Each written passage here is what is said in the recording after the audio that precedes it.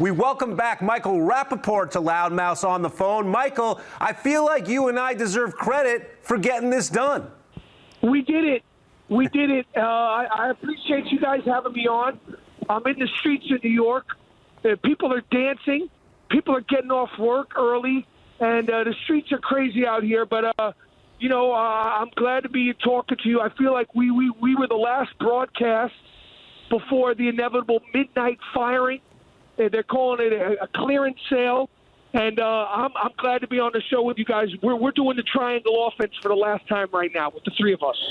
Mike, let me ask you something here. You being a big fan, now that you have a change of power again in the hierarchy with the Knicks, you're probably going to be looking at another start over. Is that something that a fan is willing to endure right now, to almost have to start from scratch with somebody else in charge?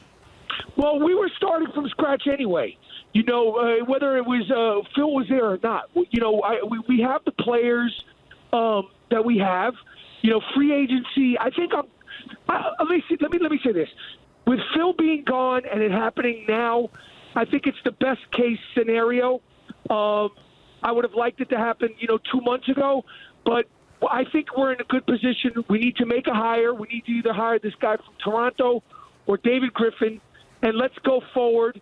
I think it's going to become first of all, a more functional, more inviting workplace. So I think the stigma of free agents not coming here will go away immediately. And I think that we need to totally move forward. So we can't have any people from the past, any people from the late 90s, any of this stuff, and I'm not naming names, but we need to have a guy who's a general manager, who's run a team before, who's not going to insist that we run an offense, and who's not going to – also, I think the one thing that's important is the criteria to even be considered to be the GM or president of basketball operations of the Knicks is you cannot have a Twitter account. So I think that's a simple – these are all basic things. But as far as, rebuilding, we were going to be doing that with Phil or not, and it's just a matter of now making that hire. And then I think the next person who should be looking over their shoulder, and I'm not saying he should be gone because I think he did a good job in Phoenix, is Jeff Hornacek. Because he might be the next person to go. A new GM might want to hire a coach.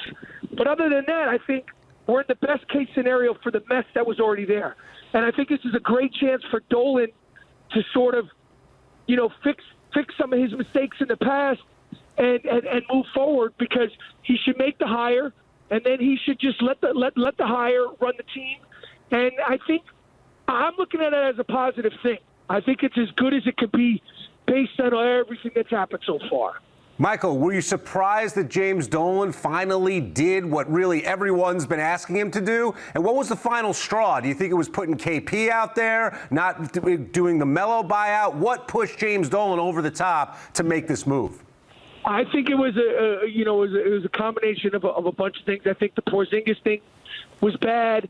I think the disparaging tweets and comments against Carmelo were bad.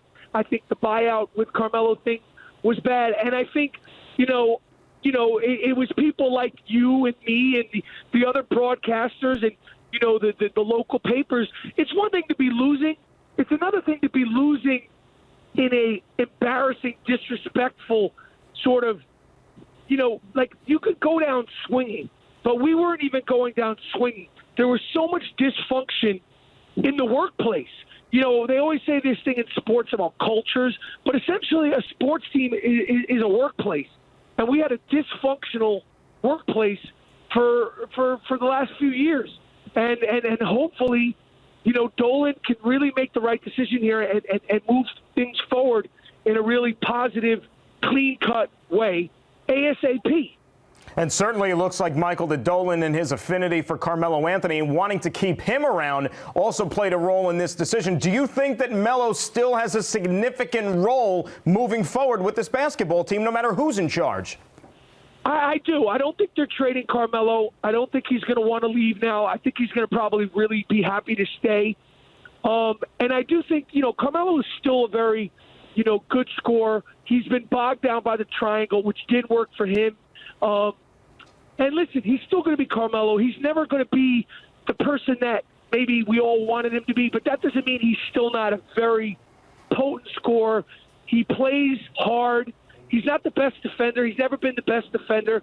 But I think with Porzingis, I think with this, potential draft pick, I think if we keep Rose and Hernan Gomez, and to be honest, I don't know what kind of system we're going to run because everything has been the triangle, the last few years.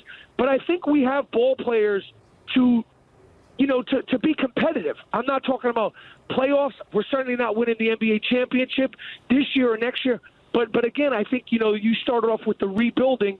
I think this is a good way to start. I don't think this team is garbage, and I think we have players to work around. Free agency is coming, and I think the stigma's come off.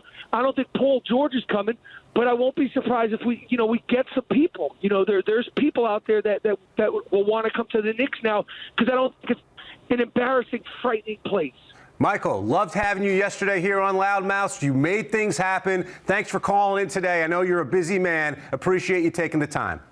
I got the broom. I got the mop. We're cleaning up these streets. We're going to start from scratch ASAP.